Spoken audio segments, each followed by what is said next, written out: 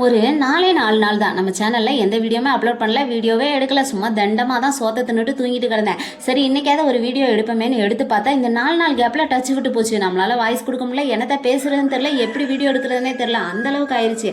ஆரம்பிக்கும் போது இந்த யூடியூப் சேனலில் ஏதோ ஒரு இன்ட்ரெஸ்ட்டில் ஸ்டார்ட் பண்ணியாச்சு. அதுக்கப்புறம் இடையில ஏதோ வேண்டாம் வெறுப்பா இழுத்துட்டு வந்துச்சு.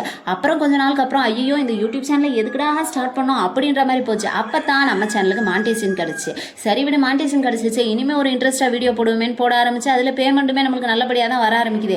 இப்போ பார்த்தா மறுபடியும் வீடியோ எடுக்கிறதுல ஒரு இன்ட்ரெஸ்ட்டுமே இல்லாமல் போச்சு. ஏன்னு பார்த்தீங்கன்னா நம்ம லைஃப் நம்மளுக்கே போர் அடிக்கிற மாதிரி ஆரம்பிச்சிருச்சு. காலையில் எந்திரிக்க இந்த டீயை வைக்க, டிஃபனை செய்ய, மதியம் லஞ்சு செய்ய, பாத்திரம் கழுவ, வீடு கூட்ட, துணி துவைக்க, மறுபடியும் சாயங்காலம் டீ போட, மறுபடியும் நைட்டுக்கு சமையல் பண்ண, அப்படியே தூங்க, மறுபடியும் காலையில் எந்திரிக்க டீ போட, இப்படியே தான் அப்போ போயிட்டுருக்கு. வாழ்க்கையில் ஒரு சுவாரஸ்யமும் இல்லை.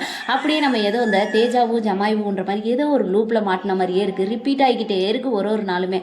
இப்படியே தான் லைஃபும் போயிட்டே இருக்கும் போலுக்கா. 13 வருஷம் ஓடிடுச்சே, இன்னும் ஒரு 10 வருஷம் 15 வருஷம் தானே, அப்படியே ஓடட்டும்.